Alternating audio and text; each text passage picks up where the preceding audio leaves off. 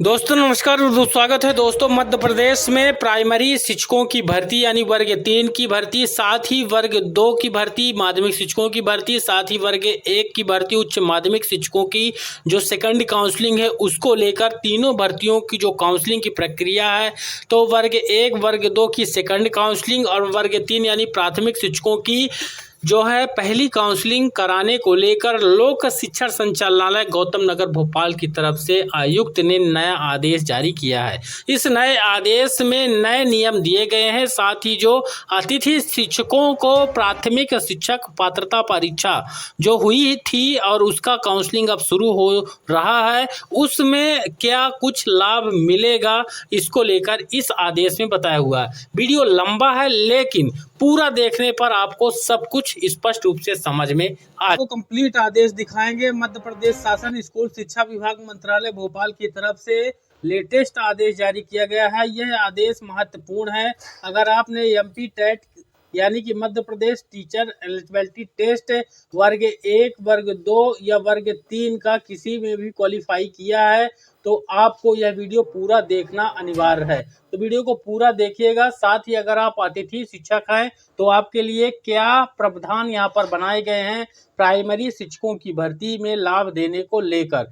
तो यहाँ पर देखिए ऑफिशियल आदेश है 29/9/2022 का आदेश है और यह आदेश संशोधित आदेश करके यहाँ पर जारी किया गया है। इसमें कुछ प्रावधान जो पहले से बनाए गए थे वर्ग 1 और वर्ग 2 की जो पहली काउंसलिंग हुई थी तो उनमें अब संशोधन कर दिया गया है। क्या कुछ संशोधन किया गया है और जो अतिथि शिक्षक हैं उनको क्या लाभ मिलने वाला है, तो यह आदेश यहाँ पर देख सकते हैं। प्रति आयुक्त लोक शिक्षण मध्य प्रदेश, समस्त संभागीय संयुक्त संचालक लोक शिक्षण, साथ ही समस्त जिला शिक्षा अधिकारी मध्य प्रदेश के लिए तत्काल प्रभाव से लागू कर दिया गया है।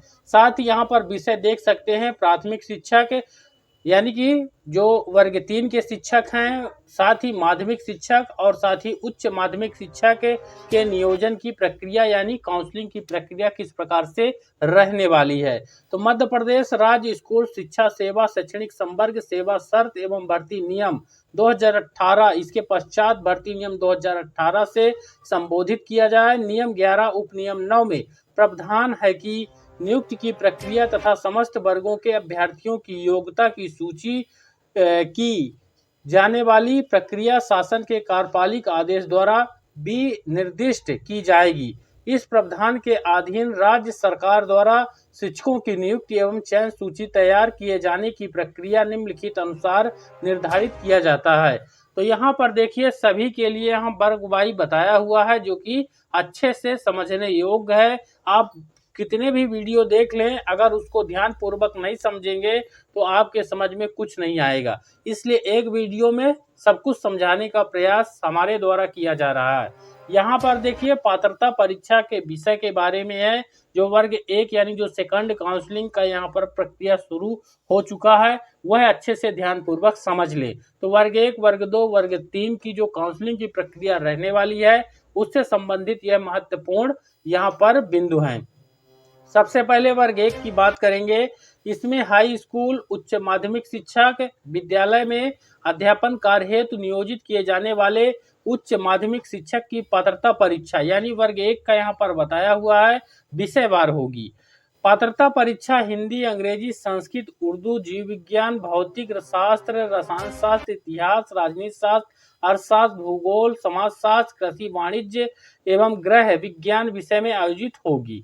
आवेदक को संबंधित विषय में स्नातकोत्तर उपाधि नियम में उल्लेखित प्रावधान के अनुसार धारित करना अनिवार्य है। साथ ही इन विषयों के लिए मान्य किए जाने वाले सह विषय परिशिष्ट 1 के अनुसार रहेंगे जो कि आपको दिखाएंगे आगे वीडियो पर। ये वर्ग 1 के लिए है। अब वर्ग 2 का आप देख लें। माध्यमिक विद्यालयों में अध्यापन कार्य हेतु नियोजित किए जाने वाले माध्यमिक शिक्षक की पात्रता विषयवार होगी। परीक्षा के विषय गणित, विज्ञान, सामाजिक विज्ञान, हिंदी, अंग्रेजी, संस्कृत, उर्दू होंगे। गणित विषय अंतर्गत अभ्यर्थी को गणित अथवा भौतिक शास्त्र अथवा इंजीनियरिंग विषयों के साथ स्नातक उपाधि धारित करना अनिवार्य होगा। विज्ञान विषय के अंतर्गत रसायन, वनस्पति विज्ञान, प्राणी विज्ञान, माइक्रोबायोलॉजी, बायोटेक्नोलॉजी, बायो इन्फॉर्मेटिक्स में से किन्हीं 2 विषयों के साथ स्नातक उपाधि धारित करना वह सामाजिक विज्ञान विषय के अंतर्गत इतिहास, राजनीति शास्त्र, अर्थशास्त्र, भूगोल शास्त्र, समाज शास्त्र, वाणिज्य विषय में किसी भी एक विषय के साथ स्नातक उपाधि धारित करना अनिवार्य होगा।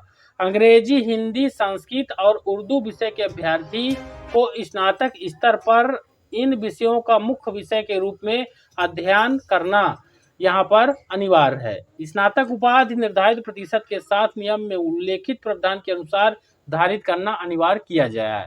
बात आती है जो अभी लेटेस्ट भर्ती है यहाँ पर प्राइमरी शिक्षकों की प्राथमिक विद्यालय में अध्यापन कार्य हेतु नियोजित किए जाने वाले प्राथमिक शिक्षक के लिए पात्रता परीक्षा विषयवार आयोजित नहीं होगी। यह परीक्षा कॉमन एंट्रेंस परीक्षा के रूप में संपन्न होगी, जो कि पहले ही संपन्न हो चुकी है। अब उसकी नियुक्तियों की बारी है। साथ ही माध्यमिक के लिए यहाँ पर बताया हुआ है, उच्च माध्यमिक शिक्षक के पद पर चयन हेतु आवेदक जिस विषय की शैक्षणिक योग्यता धारित करता है उसे उसी विषय के साथ पात्रता परीक्षा उत्तीर्ण करना अनिवार्य होगा। वही यहाँ पर देखिए, शिक्षकों के लिए शैक्षणिक एवं शिक्षण प्रशिक्षण अर्हताएं। शिक्षकों के नियोजन के लिए नियम 2018 के नियम 8 की अनुसूची 3 के अनुसार शिक्षक प्रशिक्षण योग्यता अभ्यर्थी को धारित करना अनिवार्य यहाँ पर किया गया है। साथ ही शिक्षकों के नियोजन में आरक्षण किन किन चीजों के तहत किस किस कैटेगरी के व्यक्तियों को मिलेगा। सबसे पहले अतिथि शिक्षकों का ही नाम आता है, क्योंकि अतिथि शिक्षक लंबे समय से यहाँ पर काम कर रहे हैं सरकारी स्कूलों पर। यहाँ पर देखिए, उपलब्ध रिक्त पदों में से पदों की पूर्ति निम्नानुसार की जाएगी। यहाँ पर आ वाले में देखिए, उपरोक्त रिक्तियों में से 25% पद भर्ती नियम 2018 के नियम 11 के उपनियम 7 खा 4 के अनुसार अतिथि शिक्षकों से भरे जाएंगे। यानी कुल मिला के यहाँ पर पहले बिंदु पर 25% आरक्षण अतिथि शिक्षकों को लिए दे दिया गया है। वर्ग 3 की बात अगर हम करेंगे, 18,527 यहाँ पहले चरण पर भर्ती के लिए पद मंजूर किए गए हैं संयुक्त रूप से ट्राइबल और शिक्षा विभाग के लिए। इसमें से अगर हम 25% निकालते हैं तो हमारे 4600 पद जो है हमारे हो जाते हैं। 4600 और कुछ पद यहाँ पर हो जाएंगे और इन पदों पर केवल अतिथि शिक्षकों की नियुक्तियां की जाएंगी। लेकिन यहाँ पर शेष जो 75% पद हैं वह अन्य अभ्यर्थियों से भरे जाएंगे। साथ यहाँ पर बताया हुआ है कि उपरोक्त कंडिका यानी ऊपर जो आपको बताए हैं उसमें 3.1 के पदों में से राज्य शासन द्वारा समय समय पर जारी किए गए आदेश के अनुसार अनुसूचित जाति, अनुसूचित जनजातियों और साथ ही अन्य पिछड़ा वर्गों के अभ्यर्थियों तथा आर्थिक रूप से कमजोर वर्ग के लिए पद आरक्षित किए जाएंगे। यानी यहाँ पर दूसरा जो बिंदु है, तो बिंदु आ और बा के रिक्त पदों के प्रत्येक प्रवर्ग यानी कि अनुसूचित जाति, अनुसूचित जनजाति, पिछड़ा वर्ग, आर्थिक रूप से कमजोर वर्ग तथा अनारक्षित वर्ग के लिए महिला, दिव्यांगजन, भूतपूर्व सैनिकों के लिए आरक्षण भर्ती नियम 2018 के नियम 11 उप नियम 7 के अनुसार संपन्न होगी। वहीं कंडिका 3.1 आ के अनुसार उपलब्ध रिक्तियों की 25% रिक्तियां ऐसे अतिथि शिक्षक वर्ग के नियोजन के लिए आरक्षित की जाएंगी जिनके द्वारा न्यूनतम 3 शैक्षणिक सत्रों में न्यूनतम 200 दिवस मध्य प्रदेश के शासकीय विद्यालय में अतिथि शिक्षक के रूप में अध्यापन कार्य किया गया है। यहाँ पर मुझे उम्मीद है आप समझ गए होंगे। 3 सत्र यहाँ पर कम से कम होने चाहिए, 3 सत्र और साथ ही 200 यहाँ पर आपके दिन होने चाहिए। वैसे तो अगर देखेंगे तो 200 दिन एक ही सत्र में हो जाते हैं, लेकिन 3 सत्र आपको न्यूनतम कम से कम अध्यापन का यहाँ पर जो है उसी का लाभ दिया जाएगा। वहीं यहाँ पर परंतु अतिथि शिक्षक के लिए आरक्षित पदों की पूर्ति नहीं हो पाने की स्थिति में रिक्त पदों को अन्य पात्रताधारी अभ्यर्थियों से भर लिया जाएगा। ठीक, इसके बाद यहाँ पर देखिए, जो अतिथि शिक्षकों का 25% आरक्षण है उसको विस्तार से बताया गया है। रिक्त पदों में से 25% पदों हेतु अतिथि शिक्षकों का आरक्षण प्रदेश के शासकीय प्राथमिक, माध्यमिक, हाई स्कूल एवं हायर सेकेंडरी स्कूलों में, यानी किसी भी स्कूल में अगर आप अतिथि शिक्षक हैं या थे तो स्कूलों में रिक्त पदों पर विभाग के निर्देशानुसार रखे गए ऐसे अतिथि शिक्षकों को जिनके द्वारा न्यूनतम 3 शैक्षणिक सत्रों में न्यूनतम 200 दिवस मध्य प्रदेश के शासकीय विद्यालयों में अतिथि शिक्षक के रूप में अध्यापन कार्य किया गया है, उन्हें चयन में उपलब्ध सीधी भर्ती के 25% पदों पर मेरिट क्रम में नियुक्ति का अवसर प्राप्त होगा। यहाँ पर शर्तें दी हुई हैं। शर्त क्या है? पहली शर्त है 2018 की अनुसूची 3 में उल्लेखित शिक्षक के लिए निर्धारित शैक्षणिक एवं शिक्षण प्रशिक्षण योग्यता धारित करते हों। यानी जो योग्यताएं निर्धारित हैं, यानी जो वर्ग 3 के लिए हैं 12वीं और डीएड होना चाहिए, वर्ग 2 के लिए यहाँ पर स्नातक और बीएड होना चाहिए, बीएड या डीएड होना चाहिए, और साथ ही उच्च माध्यमिक के लिए यहाँ पर स्नातकोत्तर और साथ ही यहाँ पर बीएड की डिग्री अनिवार्य की गई है। इन निर्देशों की कंडिका 5.4 के अनुसार पात्रता परीक्षा न्यूनतम अंकों के साथ उत्तीर्ण कर अर्हता प्राप्त किया हो, यानी वह जो है परीक्षा क्वालिफाइड होना चाहिए, उन्हीं को यह 25% का लाभ मिलेगा।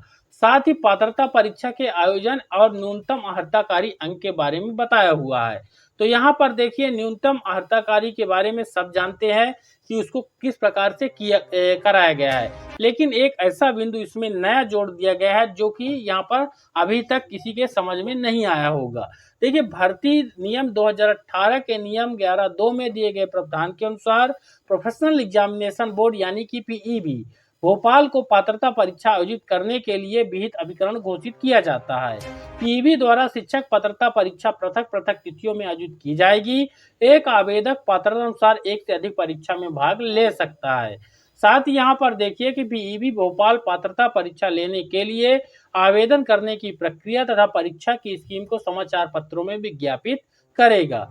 पात्रता परीक्षा का आयोजन ऑनलाइन किया जाएगा। साथ ही भर्ती नियम 2018 के नियम 11(5) में दिए गए प्रावधान के अनुसार शिक्षक पात्रता परीक्षा में अर्ह होने के लिए प्रवर्गवार न्यूनतम अंकों का प्रतिशत निम्न के अनुसार रहेगा। यहाँ पर देखिए एससी एसटी, यहाँ पर ओबीसी और विकलांग और साथ ही ईडब्ल्यूएस यानी आर्थिक रूप से कमजोर वर्ग, जबकि यहाँ पर आर्थिक रूप से सामान्य कमजोर वर्ग ऐसा होना चाहिए। यह आरक्षण जो है केवल सामान्य कैटेगरी के जो आर्थिक रूप से कमजोर वर्ग हैं उनके लिए दिया जाता है। इनके यहाँ पर सीमा 50% कर दिया गया है, यानी 150 का पेपर होता है तो यहाँ पर 75 नंबर जिनके आए हैं वह यहाँ पर क्वालिफाइड होंगे। वहीं जो बचते हैं उनके लिए 60% यानी 90 नंबर 150 का किया गया है। साथ ही यहाँ पर देखिए पीईबी द्वारा शिक्षक पात्रता परीक्षा न्यूनतम निर्धारित अंकों के साथ उत्तीर्ण करने वाले यहाँ पर अभ्यर्थियों की उनके द्वारा प्राप्त किए गए प्राप्तांकों 0.2 अंक तक आधार पर विषयवार एकीकृत परीक्षा परिणाम सूची जारी की जाएगी। इस सूची में अभ्यर्थी के प्राप्तांक के सम्मुख यथा स्थिति अनुसूचित जाति, अनुसूचित जनजाति, साथ ही अन्य पिछड़ा वर्ग, आर्थिक रूप से कमजोर वर्ग, आरक्षित महिला, भूतपूर्व सैनिक, विकलांग का उल्लेख किया जाएगा। साथ ही यहाँ पर सूची पीईबी द्वारा एमपी ऑनलाइन के सीधे उपलब्ध कराई जाएगी। साथ ही यहाँ पर देखिए योग्यता सूची में अंक दशमलव के पश्चात 2 अंक के बराबर होने की दशा में जिसकी आयु अधिक होगी ऐसे अभ्यर्थियों को लिया जाएगा। रिक्तियों की गणना के संबंध में विज्ञापन का प्रयोग, यहाँ पर रिक्तियों की गणना तथा नियुक्ति हेतु विज्ञापन जारी करने हेतु आयुक्त लोक शिक्षण अधिकृत होंगे, जिसका विज्ञापन अभी हाल ही में जारी कर दिया गया है। वहीं चयन के मापदंड में यहाँ पर सूची तैयार करना, इस वाले बिंदु में अतिथि शिक्षकों के लिए इम्पोर्टेंट दिया गया है, जो कि प्राइमरी टीचरों की भर्ती में वह बिंदु देखने को नहीं मिलेगा। यहाँ पर देखिए मध्य प्रदेश राज्य स्कूल सेवा शैक्षणिक संवर्ग सेवा भर्ती नियम 2018 और राज्य शासन द्वारा समय समय पर जारी किए गए आदेशों के अनुसरण में चयन सूची आरक्षण नियमों का पालन करते हुए नियुक्तावार पदनाम प्राथमिक शिक्षक, माध्यमिक शिक्षक और उच्च माध्यमिक शिक्षक, साथ ही प्रवर्गवार अनुसूचित जात जनजाति और अन्य पिछड़ा वर्ग, साथ ही आर्थिक रूप से कमजोर वर्ग एवं अनारक्षित वर्ग, महिलाओं, दिव्यांगजन, भूतपूर्व सैनिक सहित एमपी ऑनलाइन द्वारा तैयार किया जाएगा। वहीं यहाँ पर अतिथि शिक्षकों के लिए बिंदु महत्वपूर्ण है। अतिथि शिक्षकों के लिए आरक्षित 25% पदों की मेरिट सूची में 75% पदों के लिए पृथक मेरिट सूची उपरोक्त कंडिका 7.1 में दिए गए प्रावधान के अनुसार तैयार की जाएगी, परंतु अतिथि शिक्षक के लिए आरक्षित पदों की पूर्ति नहीं होने पर रिक्त पद रहे पदों को अन्य पात्रताधारी अभ्यर्थी से भरा जाएगा।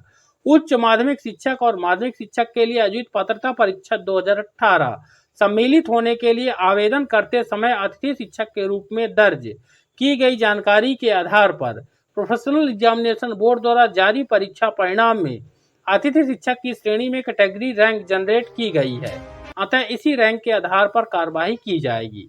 ये वाला बिंदु अतिथि शिक्षकों के लिए बेहद ही ज़्यादा इम्पोर्टेंट है, क्योंकि इस बिंदु में यहाँ पर कहा गया है स्पष्ट तौर पर कि पीईबी यानी प्रोफेशनल एग्जामिनेशन बोर्ड, यहाँ पर देख सकते हैं इनके द्वारा जो अंकसूचियाँ जारी की गई हैं अभी रिजल्ट में, उसमें पहले से कैटेगरी गेस्ट की बनाई गई है।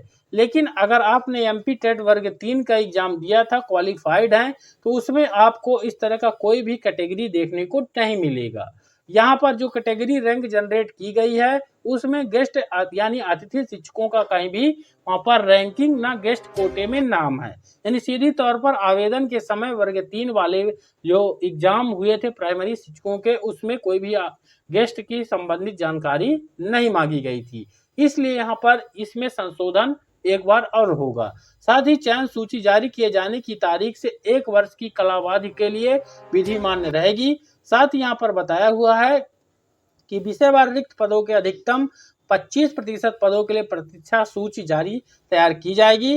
प्रतीक्षा सूची जारी किए जाने की तारीख से 1 वर्ष की कालावधि के लिए विधिमान रहेगी, किंतु शासन की अनुमति के लिए यह अवधि 6 माह तक बढ़ाई जा सकती है।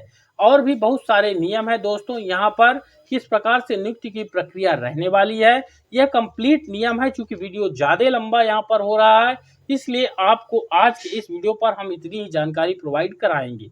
अगर आप इसको लाइक करके ज़्यादा से ज़्यादा शेयर करेंगे और कमेंट में बताएंगे कि आपको इसके आगे की जानकारी भी चाहिए, तो आपके लिए एक दूसरा वीडियो बन जाएगा। उसके लिए आपको चैनल को सब्सक्राइब करना पड़ेगा, साथ एक घंटी का चित्र होगा, उसको दबाने के बाद वहाँ पर ऑल में क्लिक करना होगा। ये बिल्कुल फ्री प्रोसेस होता है, इसमें कोई भी पैसा नहीं देना पड़ता है, उससे जानकारी आपको मिल जाती है जैसे ही चैनल पर नया वीडियो डाला जाएगा। मुझे उम्मीद है जानकारी आपके लिए बेहद ही इम्पोर्टेंट है। इसको लाइक जरूर करें, शेयर करें और चैनल को सब्सक्राइब कर लें। धन्यवाद।